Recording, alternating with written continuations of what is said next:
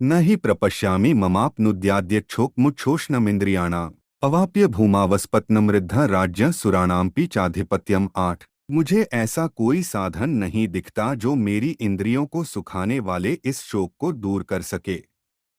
स्वर्ग पर देवताओं के आधिपत्य की तरह इस धनधान्य संपन्न सारी पृथ्वी पर निष्कंटक राज्य प्राप्त करके भी मैं इस शोक को दूर नहीं कर सकूंगा।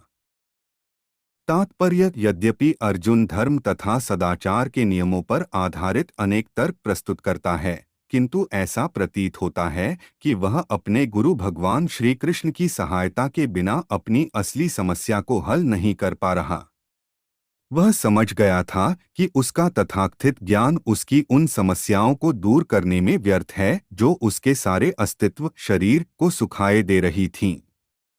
उसे इन उलझनों को भगवान कृष्ण जैसे आध्यात्मिक गुरु की सहायता के बिना हल कर पाना असंभव लग रहा था।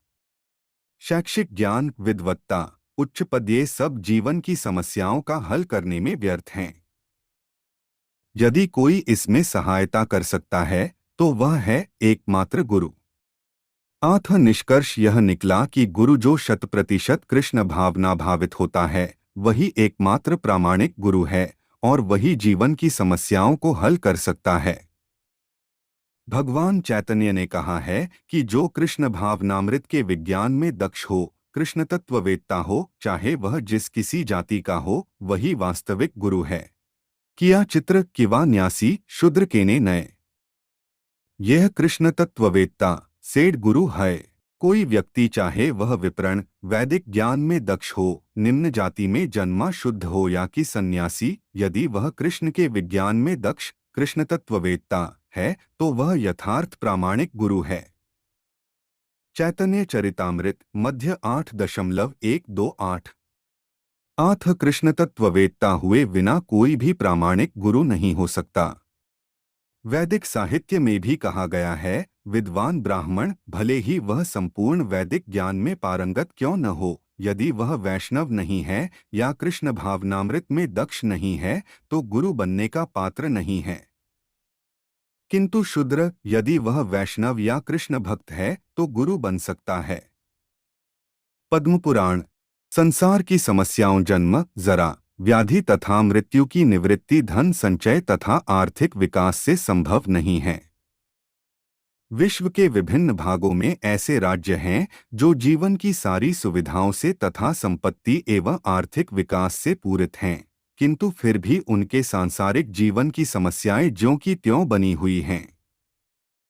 वे विभिन्न साधनों से शांति खोजते हैं, किंतु वास्तविक सुख उन्हें तभी मिल पाता है जब वे कृष्ण भावनामृत से युक्त कृष्ण के प्रामाणिक प्रतिनिधि के माध्यम से कृष्ण अथवा कृष्ण तत्वपूरक भगवद गीता तथा श्रीमद्भागवत के परामर्श को ग्रहण करते हैं। यदि आर्थिक विकास तथा भौतिक सुख किसी के पारिवारिक, सामाजिक, राष्ट्रीय या अंतर्राष्ट्रीय अव्यवस्था से उत्पन्न हुए शोकों को दूर कर पाते तो अर्जुन यह न कहता कि पृथ्वी का अप्रतिम राज्य या स्वर्गलोक में देवताओं की सर्वोच्चता भी उसके शोकों को दूर नहीं कर सकती।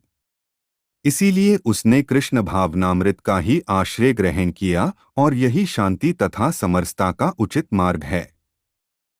आर्थिक विकास या विश्वाधिपत्य प्राकृतिक प्रलय द्वारा किसी भी क्षण समाप्त हो सकता है। यहाँ तक कि चंद्रलोक जैसे उच्च लोकों की यात्रा भी, जिसके लिए मनुष्य प्रयत्नशील हैं, एक झटके में समाप्त हो सकती है।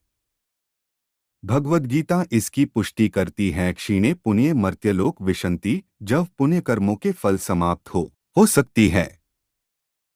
भगवद गीता इसकी पुष्टि करती है। क्षीणे पुण्य मर्त्यलोक विशन्ति, जब पुण्य कर्मों के फल समाप्त हो जाते हैं तो मनुष्य सुख के शिखर से जीवन के निम्नतम स्तर पर गिर जाता है। इस तरह से विश्व के अनेक राजनीतिज्ञों का पतन हुआ है। ऐसा अधःपतन शोक का कारण बनता है। अतः यदि हम सदा के लिए शोक का निवारण चाहते हैं तो हमें कृष्ण की शरण ग्रहण करनी होगी, जिस तरह अर्जुन ने की। अर्जुन ने कृष्ण से प्रार्थना की कि वे उसकी समस्या का निश्चित समाधान कर दें और यही कृष्ण भावनामृत की विधि है।